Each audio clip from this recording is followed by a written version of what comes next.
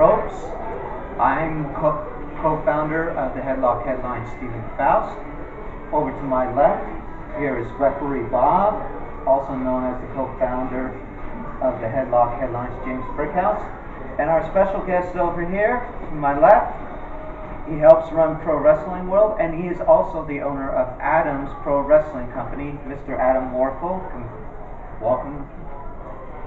We're here to talk a little bit about the steroid situation in the WWE and pro wrestling overall, as well as the Chris Benoit situation and the way they've been handling it. And I'm going to start off with you, James, because you feel the strongest about this. Yes. Lately, when you go on Facebook and stuff, in June it's going to be coming up on the 7-year anniversary of what Benoit had done to his family. The thing that I don't like, alright, yes, Benoit did do it to his family, as some may see. My point is, with that one, or the question I ask everybody, were you there? Did you see him do it? Do I believe there was another party involved? Yes, I do. But I don't think that WWE should actually ban the things that he did for wrestling and keep him off of the monitor. Yeah, alright, he's a criminal, but then you gotta look at how many people are actually criminals are still working for wrestling or did work for wrestling. You go down the lines of anywhere from Rob Van Dam, Sabu, Sandman, you gotta go down, look at Batista, Triple H, John Morrison, and look at all the others. Who are some of the ones that I had mentioned before? Eddie Guerrero.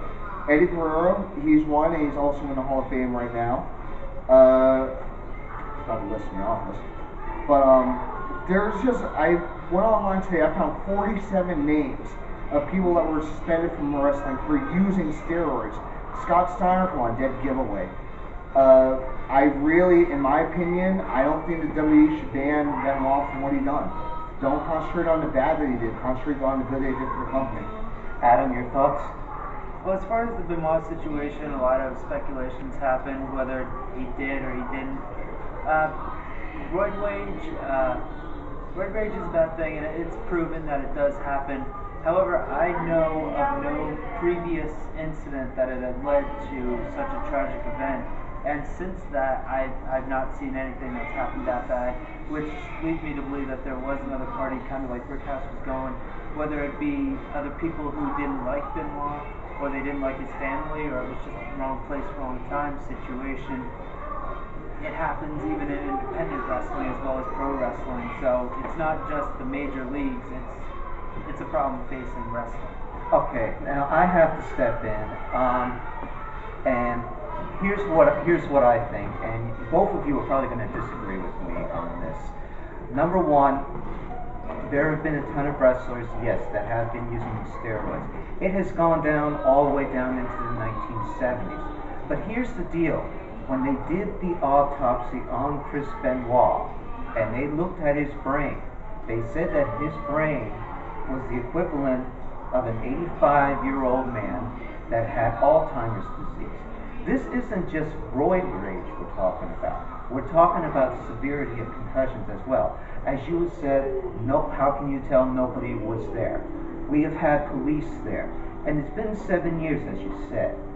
Don't you think by now, James, that something would have surfaced to show that there was another party that possibly could have killed the Benoit family? Not at all. I'm going to go off relevance here of the wrestling world, and right now I'm going to go into the world of the rap industry. You look at two rappers that were notorious for what they've done in the industry, Notorious B.I.G. and Tupac. To this day, it's been, what, almost 18 years since Tupac was killed, and 17 years since Notorious B.I.G. To this day, nobody has been founded for what they have done or the murder of these two rappers. So I gotta go along the lines of, with Benoit, if you think as though for 7 years somebody was surfaced, okay, I can understand where somebody may come from for that, but you gotta go along comparisons in the world of famous actors or wrestlers, that once something is done, let's face facts, the media is quick to point the finger at somebody without getting a complete story. So do I believe that somebody should have surfaced by now? In my heart, I wish somebody would, but as we see, nobody has. Adam? As it goes back to the 85-year-old man thing with Chris Benoit's brain, there is no way that anybody could tell me an 85-year-old man, the brain of an 85-year-old man, could get in a ring and be a machine. That's like saying Kurt Angle is 102. To get in the ring, the physical amount of punishment that a brain, that a body could take, somebody like that would not have been able to stand that. I think it's a little fishy, and when you can wrap up and have the media there within 30 minutes saying that it was for sure that what happened, I think it's a little fast, and I think it's a little fishy. There's one thing that I gotta point out. The media also included about Chris Benoit giving growth hormones to his child. I believe not only was he giving the growth hormones to his child, but I believe Benoit was taking them himself. Why do I say this? If you look at Benoit, and I'm sorry for the way I'm going to word this because it's not politically correct, I always say that Chris Benoit was like an oversized midget. If you look at his hands, when he would walk down the aisle, Chris Benoit's fingers just slightly came over his waist, when the human average will slightly come above the wrist down past the waist. Benoit also had the small hands as well. I don't believe that his son was just taking the growth hormones. I believe he was as well. And the sad thing is, as he mentioned, and please forgive the political incorrectness of this, the vanilla midget came from one Kevin Nash. And Kevin Nash has been one of the biggest critics of not only Chris Benoit, but of any wrestler that has been, that's under 6 feet tall, that they don't believe that should be the world heavyweight champion. So in this point, how much is the WWE and even pro wrestling responsible for not keeping up with the health status of Chris Benoit before the wellness policy? Because really, the wellness policy came into effect after the death of the Benoit family. Well, the main thing with Kevin Nash is I've met Kevin Nash on a number of occasions, and he's always been a nice guy. However, you look at people like Eddie Guerrero, Chris Benoit, CM Punk, my favorite, and people like Daniel Bryan, who are all rather relatively small guys. His best friend, X-Pac, 6'5", 1, 2, 3, whatever you call him, also not a big guy. However, he would take it to such length to say that, as quoted on Twitter, that vanilla midgets have killed the business. And that not only offends me, but a lot of people gave him a lot of stuff for that because of what he said, because the people like Eddie Guerrero and like them have worked their way through the ranks to not only earn the respect of dedicated legends, Hall of Famers, such as Bruno Sammartino, Tito Santana, even some of the legends, managers.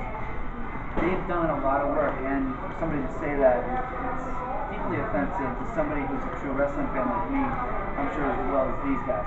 And I'm going to tell you folks a story that happened around 2005, 2006 at the old Pro Wrestling World on Linden Street in Allentown, Pennsylvania. WWF/E Hall of Famer, Polish Power Ivan Putski, who's a former World Tag Team Champion. Now, for those of you who do not remember Ivan Putski, he was a World Tag Team Champion with Tito Santana from 1979 to 1980. But he was also a #1 contender for the World Wrestling Federation Heavyweight Championship. And Ivan came out during that autograph signing and had said that during that time, steroids were still used, back in the 70s. There was a circle of a group. Superstar Billy Graham, Ken Patera. We have Ivan Koloff and Jerry Blackwell. At this point, if you're going to stereotype, and I hate to say this, because when you're looking at John Cena, you're looking at Randy Orton, 6'2", 6'5". I mean, is anyone even going to get a fair shake, at being the world heavyweight champion unless they're over 6 feet tall, James? I honestly, the only one that I could recall actually getting, I don't know if you could actually call it a fair shot, Rey Mysterio, look how small he was. But you also got to look at this too. Rey Mysterio is in history as the most losing champion that there was. Whatever match he had that he didn't defend his title, he lost. And then when it came time for him to actually put the title up for grabs, he lost in a second defense. So do I feel as though somebody above or below average would? Rey Mysterio went and lost his second title defense. It was actually against King Booker. And the way that the match ended was horrendous. As Chavo Guerrero came in, nailed him with a chair. Booker didn't even hit the proper finish to the match. So I don't believe that the smaller guys are getting a fair chance. Okay, I'm going to bring in someone who has wrestling experience. As a matter of fact, he's wrestled for LBW, he's wrestled for Worldwide Wrestling Alliance, and he's a powerhouse. And I would like to bring in Roadblock Chad McCoy. And sir, this... How's it going, John? Hey, how's it going? Good. This has been a topic that's been going on for at least 30, 40 years now. But with Benoit, what's your take on the whole Chris Benoit? Is this fair to keep him out, or has the heinous act that he's done to his family, as far as I'm concerned, deleted all the good that he did in wrestling? My opinion is you can't take what the guy did in the ring. What the guy did in the ring, he did in the ring. What he did in his personal life, you really don't know what he did. You don't know. To me, the man was a machine in the ring. The man had no flaws to his game. He was a machine. If he did the juice, that was his choice to do it. Personally, I wouldn't do it. You know, unless I was injured or prescribed it. You know, I needed to take it so I could get back in the ring. But I wouldn't do it. I mean, that's just me. And then the question would be, do you believe that it's fair to keep him out of wrestling history with the murder of his family? No, I don't. You do not. I do not. Well, like I said, what he did in the ring is what he did in the ring. The guy was a world champion. He was world champion almost everywhere he went. You can't take that away from the man. The man did what he was supposed to do, wrestle. All right, now I'm going to bring up something. And since we're all guys here, I mean, we may not have the expertise, but we've been talking about the victims. One of the real victims is Daniel Benoit, because Nancy Benoit, as much as she is a victim to this, she was also part of this. She knew exactly what went on, what the roids, what all the concussions, everything. If you were Nancy Benoit, wouldn't you, and if you were in that type of situation, wouldn't you have taken the child and run at this point, Adam? I think the problem with this is, as we all know, wrestlers have a hard life. They are on the road odd numbers amount of days of the year. 360 days of the year. Some people don't get a day off. They might get Christmas or their birthday off if they're lucky. These guys are on the road, which means they don't have a lot of time to spend with their family. Whether she knew it was going on or not, it could be all hearsay because you don't get to see the other person. That's why there have been so many divorces, so many ruined relationships. As far as wrestling, you don't know what goes on half the time. James, I have a hard time believing Nancy Benoit did not know what was going on. Your thoughts? I do believe that Nancy did know what was going on, but it was also the relationship that Benoit had with little Daniel. We heard the voicemails that Daniel would leave Benoit on his cell phone. They were very, very close and intact, and they seemed like a perfect family, which is why I don't believe Benoit did this. Roadblock, your thoughts? I'm going along with James on this. I mean, if you read the reports on how everything went down, stuff just doesn't match up. I mean, how Mr. Benoit killed himself, it's physically impossible on how he did it, unless there was somebody else there helping him. I mean, I lift and I work out, and the piece of machinery that he used to kill himself on, and the weight that he had on it, was almost impossible for one man to do what he did to himself. I know that they've checked Kevin Sullivan, and Kevin Sullivan, as far as the police have said, has been clean. It's hard to speculate, who would have done this, But the question now comes to this. how much did pro wrestling really care about their wrestlers before 2007, when the wellness policy was not in effect, to when, after the murders, now the wellness policy is in effect? Do you see a great difference right now? As you said earlier, it's been a problem that's been going on for 30 or 40 years now. And the main reason why everybody cares so much now is because it's getting media coverage. And the only time anything pro wrestling gets on the news is whether because of a tragedy such as this, or another wrestler gets busted doing something they shouldn't have. And I think it's the same problem and the same number of people that are doing it. It's just more covered now because the media likes to pretend that wrestling is the bad guys, wrestlers are the bad guys, because of stuff like this. James, your thoughts? I don't believe that this has changed much in the last 40 years. As Bob Holly stated in an interview that he had done, the major superstars of the WWE are actually allowed to deny to take a test for the wellness policy.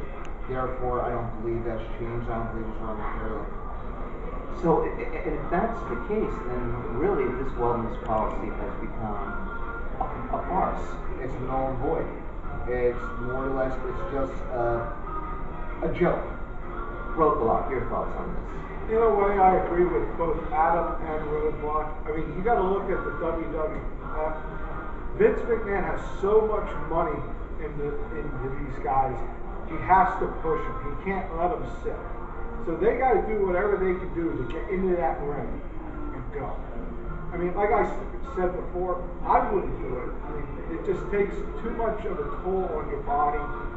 And basically, it's not good for you. I mean, if you can't get off your, I'm going to say, ass, and work out, and do what you want to do to stay in shape, and if you're going to be a professional wrestler, to stay in that kind of shape to do what you want to do and you love it, get out if you don't want to do it. So what's the alternative to steroids then, Roadblock? Well, you've been in the wrestling business now for a couple years now. You've been through the training. What's the alternative?